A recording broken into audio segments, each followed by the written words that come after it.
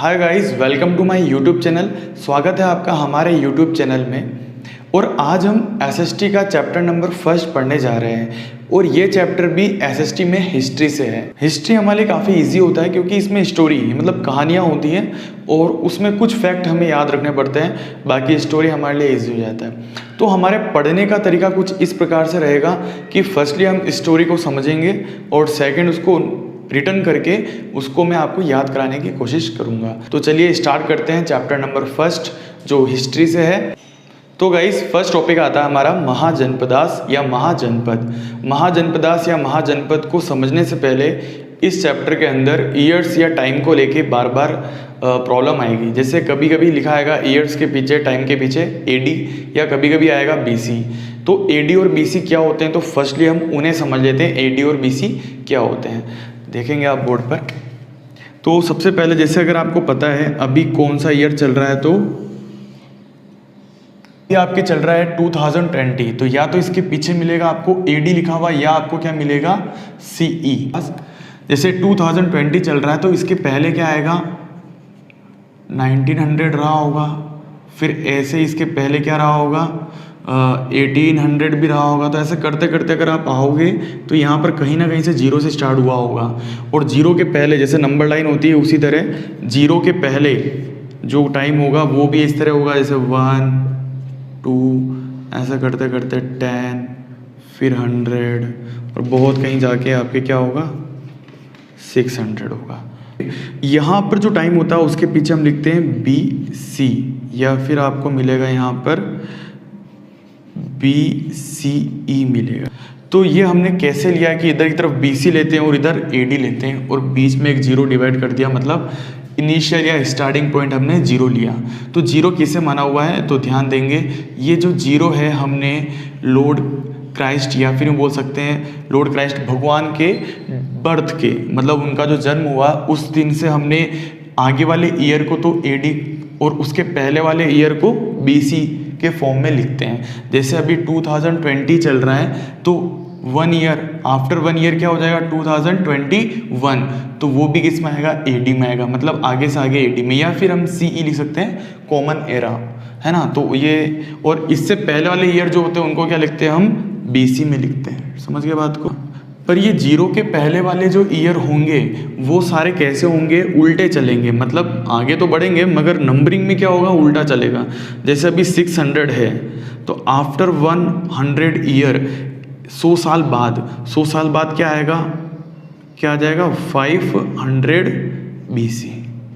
तो देखा जाए तो 600 और 500 BC ईयर्स आगे की ओर बढ़ रहे हैं, पर नंबरिंग में क्या लग रहा है हमें उल्टा लगता है। तो मतलब यूं कह सकते हैं कि जब जीरो के इस तरफ या यूं कहे BC के अंदर क्या होते हैं ईयर्स उल्टे चलते हैं, और BC के इस तरफ और AD में कहाँ चलते हैं आगे की ओर चलते हैं। जैसे अभी एक ईयर बाद क्या हो जाएगा 2021 AD में आ जाएगा। समझ गए। अब ये AD और BC की फुल फॉर्म क्या होती है, तो BC जो होता है उसे बोलते हैं बिफोर मिनी, ठीक है। इनकी फुल फॉर्म होती है बिफोर क्राइस्ट और एनो डोमिनी। तो आपको डाउट नहीं आएगा,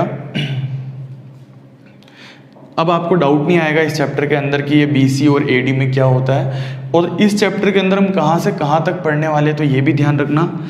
इस चैप्टर में स्टार्ट करेंगे 600 BC से स्टार्ट करते हुए हम जाएंगे टोटल 1206 AD तक, 1206 AD तक इस चैप्टर में पढ़ेंगे। सिंपल सी बात यह है कि ये ईयर्स या टाइम को रिप्रेजेंट करता है AD और BC। BC जो होगा वो क्या चलेगा, सारे उल्टे चलेंगे। उल्टा मतलब ईयर्स आगे बढ़ेंगे पर नंबरिंग में क्या होगा कमी आएगी, और AD तो अभी चल रहा है वो का वही रहेगा, कोई चेंज नहीं होगा, ठीक है। अब हम समझते हैं हमारे चैप्टर का फर्स्ट टॉपिक जो है महाजनपदास या महाजनपद। महाजनपदास या महाजनपद को आप शॉर्ट में ऐसा समझ सकते हो, ओनली ये क्या है स्टेट से, ठीक है। सीधा हम इसको कह सकते हैं राज्य होता है, जैसे राजस्थान, मतलब जैसे अभी राजस्थान हो गया, गुजरात हो गया, उत्तर प्रदेश हो गया, पंजाब हो गया, ये सब स्टेट्स हैं। तो ऐसे ही उस समय का मतलब ये है 600 BC जो हमारा इंडिया है आज तो इंडिया डिवाइड हो गया, पहले और बड़ा था, है ना। इंडिया का बहुत सारा पार्ट था, मतलब ये इंडिया है तो ये इंडिया है। इसके अंदर 600 BC के अंदर 600 BC के अंदर टोटल कितने स्टेट्स थे? तो आप याद रखेंगे टोटल कितने स्टेट्स थे? टोटल 16 स्टेट्स थे। कितने स्टेट्स थे? टोटल 16 स्टेट्स थे। और वो सारे कैसे थे? लार्ज बड़े स्टेट्स थे और पावरफुल इंडिपेंडेंट स्टेट्स थे। तो आपको डिफाइंड याद करनी पड़ेगी। वैसे महाजनपदास कुछ भी नहीं है, स्टेट्स है, केवल स्टेट। जैसे राजस्थान है तो राजस्थान स्टेट हो गया, तो उस समय स्टेट ना कह क्या बोलते थे अपन? महाजनपद, ठीक है। तो इस तरह से इसके क्या डिफाइंड क्या बनेगी? महाजनपदास की डिफाइंड हो जाएगी several large and powerful independent states. Several large and powerful independent states known as the mahajanapadas, short में ये भी बोल सकते हो और पूरा याद करना चाहो तो कर सकते हो। Several large and powerful independent states were stabilized during the sixth century BC। 6th century BC मतलब 600 BC हो गया कि 600 BC के अंदर क्या थे? बहुत सारे स्टेट्स थे जो क्या इंडिपेंडेंट थे, मतलब अलग अलग थे। तो नंबर कितने थे? तो टोटल नंबर कितने हैं? 16 थे। तो उस समय 16 large and powerful independent states country में हमारे थे। महाजनपदास को अगर हम समझें तो सीधा ये कह सकते हैं वो स्टेट्स थे। और कैसे थे? तो large and powerful independent states, ठीक है। समझ में आ गया? डिफाइंड भी इजी। जैसे अभी स्टेट्स हैं तो उनको स्टेट्स को उस समय क्या कह रहे हैं? हम महाजनपदास कह रहे हैं। तो अभी के स्टेट्स की क्या होती है? कैपिटल होती है, राजधानी होती है, कैपिटल होती है। वैसे ही उस समय की भी जो स्टेट्स थे जिनको हम महाजनपदास कह रहे हैं उनके भी क्या होती है? कैपिटल्स होती है। तो आपको ये 16th की कैपिटल याद नहीं करनी है, पर हमें सबकी याद नहीं करनी, हमें 2 या 3 हमें याद रखनी पड़ेगी। मैं अभी आपको बताऊंगा कौन कौन सी याद रखनी है, क्योंकि लास्ट ईयर 2019 के अंदर पेपर में भी आपके इसमें से एक क्वेश्चन आया हुआ है। Right the name of any 2 mahajanapadas, मतलब किसी भी 2 महाजनपद के या महाजनपदास के नाम लिखो। आपसे कोई स्पेशली किसी एक के बारे में नहीं पूछेगा कि किसी स्टेट की कैपिटल बताओ, है ना। बट आपको कोई भी 2 या 3 हमें याद होने चाहिए। जो मैं आपको बताऊंगा आप वो याद रखें, वही आपके एग्ज़ाम के व्यू से इम्पोर्टेंट होंगे। ये जो 16 महाजनपदास हैं उनमें से कुछ की कैपिटल आपके लिए इम्पोर्टेंट है, तो वो मैं आपको लिखा रहा हूँ और वो आप याद रखें। जैसे उसमें फर्स्ट आती है महाजनपदास। महाजनपदास मतलब क्या है? स्टेट है ना, सीधी बात क्या है? स्टेट्स। तो महाजनपदास मतलब स्टेट्स हैं। तो पहला महाजनपदास या महाजनपद आता है काशी। तो काशी की कैपिटल क्या है? वाराणसी। काफ़ी इजी है। काशी की कैपिटल क्या है? वाराणसी। सेकंड आता है कुरु। कुरु की कैपिटल क्या हो जाएगी? इंद्रप्रस्थ या फिर हस्तिनापुर। ये किसकी है? कुरु की है। और मगध की क्या है? मगध हमारे लिए बहुत इंपॉर्टेंट है एग्जाम व्यू से। राजगृह या फिर गिरिव्रज। राजगृह या फिर गिरिव्रज। तो आप ये 3 याद रखें। फर्स्ट क्या है आपके? काशी की कैपिटल क्या है? तो वाराणसी। सेकंड आता है कुरु की, तो कुरु की क्या है? तो इंद्रप्रस्थ या हस्तिनापुर। और थर्ड आता है मगध। मगध की क्या है? तो आप याद रखेंगे राजगृह या गिरिव्रज, ठीक है। तो ये 3 कैपिटल आप याद रखें। अब इस चैप्टर में आगे बढ़ते हैं और इस चैप्टर में हमें लगभग 10 या 11 डायनेस्टी के बारे में समझना है। डायनेस्टी मतलब होता है वंश। कैसे?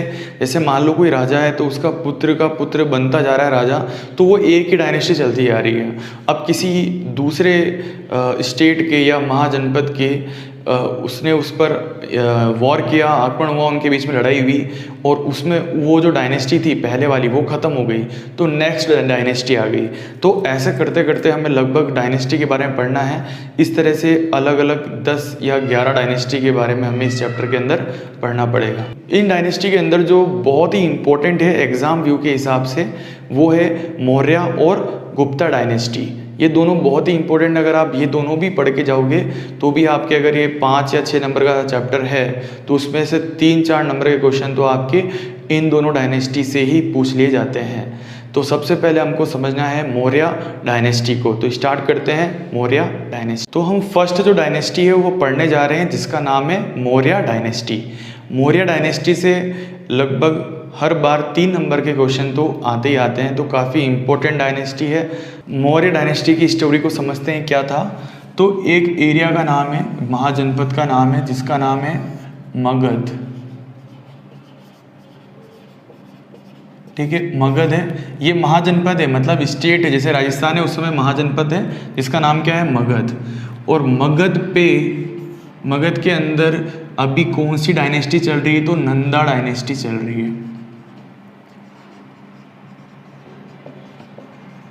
नंदा डायनेस्टी का मतलब हो गया कि नंद वंश जो है, मतलब इनके बेटों के बेटे राजा बन रहे हैं लगातार, और इनके नंदा डायनेस्टी का जो इस समय राजा है, अभी जब बात करें मगध की, उस समय राजा कौन है, अभी इसका राजा है घनानंद। राजा का नाम है घनानंद, ये किंग है, मतलब रूलर बोल दो इसको या किंग बोल दो, रूलर। ये राजा है घनानंद। ठीक है, ये बात कर रहे हैं हम, घनानंद था 300 सेंचुरी की बात है, 300 के आसपास की बात है, मतलब 326 के आसपास की बात। नंदा डायनेस्टी के अंदर कौन है, राजा कौन है, किंग कौन है, तो घनानंद है, रूलर है, जो किस वंश का है, किस डायनेस्टी का है, तो नंदा डायनेस्टी मगध पे। लगभग 326 बीसी के अंदर, मतलब ये तो टाइम चलता रहेगा ना, एक दिन के लिए थोड़ी है, तो 326 के आसपास था। अब एक और आते हैं बात, एक है जिसका नाम है चंद्रगुप्त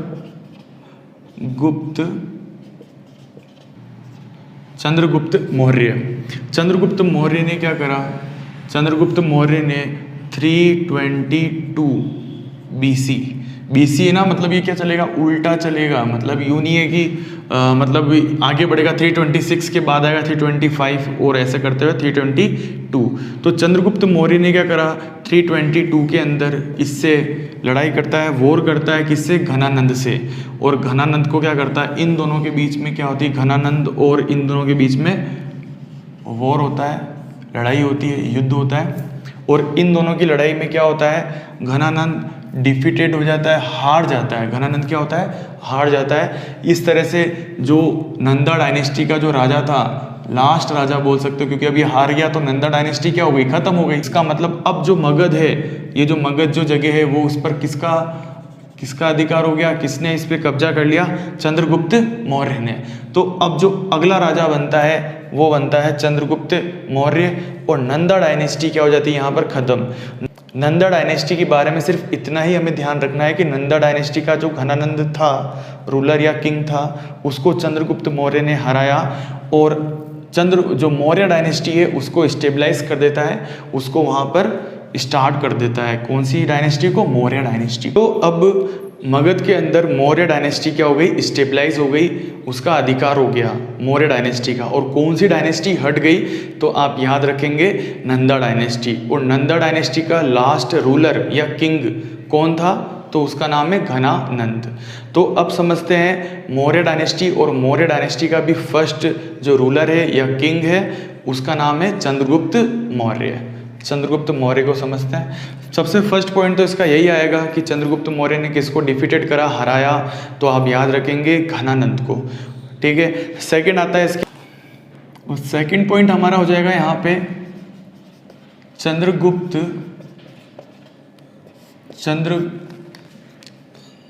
चंद्रगुप्त मौर्य जो था, इसके समय में, इसी के टाइम पे क्या हुआ था, 305 बीसी के अंदर एक ग्रीक रूलर था जिसका नाम था, चंद्रगुप्त मौर्य के समय में ही 305 बीसी में ग्रीक रूलर था जिसका नाम क्या था, सेल्यूकस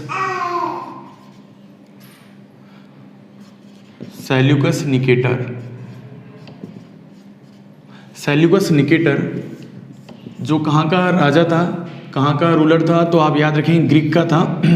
और कौन से ईयर में आता है, 305 में आता है। जो क्या करता है, चंद्रगुप्त मौर्य से युद्ध करता है, लड़ाई करता है। चंद्रगुप्त मौर्य और सेल्यूकस निकेटर, इन दोनों के बीच में क्या होता है, वॉर होता है, लड़ाई होती है, वॉर होता है। इस वॉर के अंदर सेल्यूकस निकेटर क्या होता है, हार जाता है, और कौन जीत जाता है, चंद्रगुप्त मौर्य जीत जाता है। और इन दोनों के बीच में क्या होती है, एक ट्रीटी होती है। तो अब इन दोनों के बीच में एक ट्रीटी होगी। अब सेल्यूकस निकेटर हार गया है तो सेल्यूकस निकेटर को वो बातें माननी पड़ेगी जो चंद्रगुप्त मौर्य कहेगा, वो सारी बातें माननी पड़ेगी। तो एक तरफ हम बोल देते हैं कि बैठा देते हैं, तो एक तरफ हम चंद्रगुप्त मौर्य ले लेते हैं और दूसरी तरफ सेल्यूकस निकेटर। तो चंद्रगुप्त मौर्य ने सबसे पहले कहा कि मुझे अफगानिस्तान, दूसरा बलूचिस्तान और तीसरा बोलते हैं कि और तीसरा western side of Indus river. तो फर्स्ट चंद्रगुप्त मौर्य बोलते हैं, हमें चंद्रगुप्त मौर्य कहते हैं कि अफगानिस्तान, बलूचिस्तान और western side of Indus river जो किससे मांगते हैं, क्योंकि ये जीते हैं तो ये जो बोलेंगे वो सेल्यूकस निकेटर को करना पड़ेगा। तो ये तीनों चीज़ें किसको दे देते हैं, चंद्रगुप्त मौर्य का। इस ट्रीटी का फर्स्ट पॉइंट क्या है, चंद्रगुप्त मौर्य अफगानिस्तान, बलूचिस्तान और western side of Indus river वो सेल्यूकस निकेटर से क्या करता है, ले लेता है। अब सेकंड बात करते हैं जो इस ट्रीटी के अंदर क्या हुआ कि सेल्यूकस निकेटर के पैलेस या महल में ये ट्रीटी हो रही थी, ये संधि हो रही थी। तो यहाँ तो बैठा था जिसका नाम है सेल्यूकस निकेटर और यहाँ बैठा दिया चंद्रगुप्त मौर्य को, और यहाँ बैठी थी इसकी बेटी जिसका नाम था, इसकी बेटी डॉटर जिसका नाम था हेलेना। इसका नाम क्या है, हेलेना। चंद्रगुप्त मौर्य ने जब इस हेलेना को देखा, किसकी बेटी है, सेल्यूकस निकेटर की बेटी है, तो इन्होंने कहा कि मुझे तो किससे शादी करनी है, हेलेना से। क्योंकि चंद्रगुप्त मौर्य जीते हैं, युद्ध में जीत गए, तो सेल्यूकस निकेटर को हर बात माननी पड़ेगी किसकी, चंद्रगुप्त मौर्य की। तो ये बात भी माननी पड़ती, तो सेल्यूकस निकेटर की जो बेटी जिसका नाम क्या है, हेलेना, उसकी शादी किससे हो जाती है, मैरिज किससे हो जाती है, चंद्रगुप्त मौर्य से। तो ये हमारा सेकंड पॉइंट था। तो ट्रीटी का सेकंड पॉइंट क्या आता है कि हेलेना जो है उसकी मैरिज किससे होती है, चंद्रगुप्त मौर्य से। ठीक है, थर्ड पॉइंट पे चलते हैं। सेल्यूकस निकेटर जो है वो कहाँ का राजा है, तो आपको पता है ये कहाँ का राजा है, तो ग्रीक। अब जो ग्रीक लैंग्वेज है वो चंद्रगुप्त मौर्य को समझ में आएगी क्या, नहीं आएगी। तो जो हेलेना की जो शादी हुई है चंद्रगुप्त मौर्य से, अब ये जो बोलेगी तो कुछ समझ में आएगा क्या, नहीं। हेलेना की लैंग्वेज समझ में नहीं आएगी, इसलिए हेलेना के साथ में एक और ग्रीक आदमी को भेजना पड़ेगा जिसका नाम है मैगस्थनीज।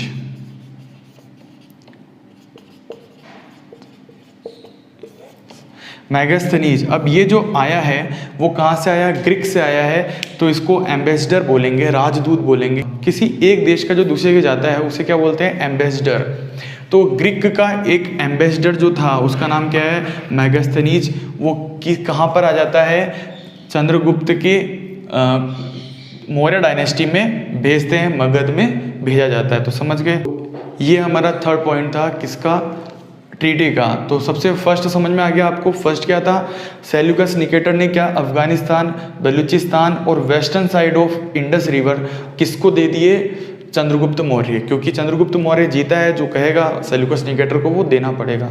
तो ये तीनों पार्ट किसको मिल गए, चंद्रगुप्त मौर्य को। सेकंड पॉइंट क्या आता है, चंद्रगुप्त मौर्य ने सेल्यूकस निकेटर की डॉटर जो बेटी थी हेलेना, उससे मैरिज करते हैं। थर्ड पॉइंट क्या आता है, थर्ड पॉइंट आता है सेल्यूकस निकेटर ने क्या करा, ग्रीक जो मैगस्थनीज है उसको क्या करता है, मौर्य डायनेस्टी में एम्बेसडर की फॉर्म, एम्बेसडर के रूप में क्या करता है, उसको भेजता है। ठीक, और इसी ट्रीटी का संधि का फोर्थ पॉइंट आता है कि इतना कुछ चंद्रगुप्त मौर्य को सेल्यूकस निकेटर से मिलता है, तो सेल्यूकस निकेटर को चंद्रगुप्त मौर्य क्या करता है, 500 एलिफेंट्स क्या करता है, गिफ्ट कर देता है। 500 एलिफेंट्स क्या करता है, गिफ्ट करता है सेल्यूकस निकेटर को। तो इस ट्रीटी के चारों पॉइंट याद रखें, एग्जाम में बहुत ही इंपॉर्टेंट है, यहाँ से क्वेश्चन बनना। तो आपको सेल्यूकस निकेटर का वॉर और ये ट्रीटी समझ में आ गई होगी। और लास्ट में चंद्रगुप्त मौर्य जब ओल्ड हो जाते हैं, वृद्ध हो जाते हैं, उस समय उन्होंने जैन धर्म की दीक्षा लेते हैं और 2098 में BC में वो श्रवण बेलगोला मैसूर में एक जगह है, वहाँ पर अपने शरीर को क्या करते हैं, त्याग देते हैं, मतलब डाई हो जाते हैं, मर जाते हैं। ठीक है, तो ये था आपका पूरा चंद्रगुप्त मौर्य। अब इसको रिटर्न फॉर्म में भी हम समझ लेते हैं फटाफट से कि किस तरह के पॉइंट थे, आपका रिवीजन भी हो जाएगा और आप रिटर्न फॉर्म में भी देख लेंगे। ठीक, कि चंद्रगुप्त मौर्य का जो फर्स्ट पॉइंट है वो है हमारा फाउंडर ऑफ मौर्य डायनेस्टी। मतलब मौर्य डायनेस्टी का फाउंडर भी कौन है, तो चंद्रगुप्त मौर्य। ठीक है, क्योंकि इससे पहले नंदा डायनेस्टी थी, नंदा डायनेस्टी को हटा के चंद्रगुप्त मौर्य ने कौन सी डायनेस्टी को स्टेबलाइज किया था, तो मौर्य डायनेस्टी को। तो फर्स्ट पॉइंट है founder of Maurya dynasty. Second point है हमारा कि घनानंद को चंद्रगुप्त मौर्य ने क्या करा था, डिफीटेड किया था। तो Ghananand was defeated by Chandragupta Maurya, पर किसकी हेल्प से किया था, तो चाणक्य की हेल्प से किया था। तो चंद्रगुप्त मौर्य जो थे उन्होंने घनानंद को हराया था, किसकी हेल्प से हराया था, तो चाणक्य की हेल्प से। चाणक्य चंद्रगुप्त मौर्य के टीचर या गुरु भी थे। ठीक है, ये पॉइंट भी याद रखेंगे। अगला पॉइंट आता है थर्ड पॉइंट कि इन 305 BC में चंद्रगुप्त मौर्य जो थे उन्होंने डिफीटेड किया था ग्रीक रूलर सेल्यूकस निकेटर। इन 305 BC मतलब 305 BC में चंद्रगुप्त मौर्य ने एक ग्रीक रूलर था, एक ग्रीक किंग था जिसका नाम था सेल्यूकस निकेटर, उसको हराया था। और उसको हराने के बाद चंद्रगुप्त मौर्य और ग्रीक रूलर सेल्यूकस निकेटर दोनों के बीच में क्या होती है, एक ट्रीटी होती है, संधि होती है। इस ट्रीटी में 4 बातें फिक्स होती है कि की जाती है कि 4 बातें, इस ट्रीटी में 4 बातें फिक्स की जाती है। तो फर्स्ट आता है सेल्यूकस क्या करता है, अपने 3 पार्ट मतलब Afghanistan, eastern Afghanistan, Baluchistan and the region in the western side Indus river, कह सकते हैं अपन डायरेक्ट कि अफगानिस्तान, बलूचिस्तान और इंडस रिवर का कौन सा पार्ट, वेस्टर्न पार्ट किसको दे देता है, तो चंद्रगुप्त मौर्य को दे देता है। तो ये तीनों पार्ट किसको मिल जाते हैं, चंद्रगुप्त मौर्य को। सेकंड पॉइंट आता है इस ट्रीटी का, सेकंड पॉइंट है Seleucus also got his daughter Helena marriage to Chandragupta. Chandragupta की जो शादी हो जाती है, मैरिज हो जाती है किससे, हेलेना से। और हेलेना किसकी बेटी है, तो सेल्यूकस निकेटर की क्या है, बेटी है, डॉटर है। ठीक है, थर्ड पॉइंट आता है इस ट्रीटी का, Seleucus sent Megasthenes as his ambassador in Chandragupta's court.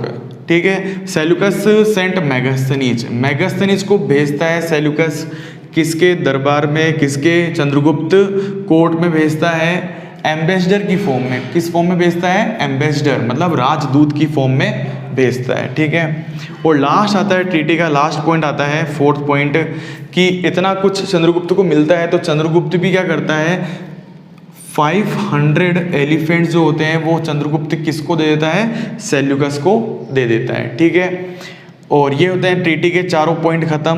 और अगला पॉइंट आता है हमारा चंद्रगुप्त मौर्य का कि ओल्ड एज मतलब वृद्ध अवस्था में, ओल्ड एज के अंदर चंद्रगुप्त क्या करता है, initiation of Jain religion, initiation of Jain religions. इसका मतलब है जैन धर्म की क्या लेता है, वो दीक्षा लेता है, जैन धर्म की दीक्षा लेता है। और किससे लेता है, तो फ्रॉम भद्रबाहु से क्या करता है, वो जैन धर्म की क्या लेता है, शिक्षा लेता है। तो समझ में आ गया आपको। और लास्ट में 298 BC में श्रवणबेलगोला मैसूर के पास में एक जगह है, वहाँ पर बाय फास्टिंग व्रत रखने की वजह से अपना शरीर को त्याग देते हैं, डाइड हो जाते हैं। मीन्स श्रवणबेलगोला मैसूर जगह के पास में ये क्या होते हैं, मर जाते हैं। नेक्स्ट पार्ट के अंदर हम बिंदुसार और अशोका को पढ़ेंगे। तो अशोका या अशोक आपके लिए बहुत ही इंपॉर्टेंट है एग्जाम के व्यू से। तो नेक्स्ट वीडियो को जरूर देखें। Thank you very much.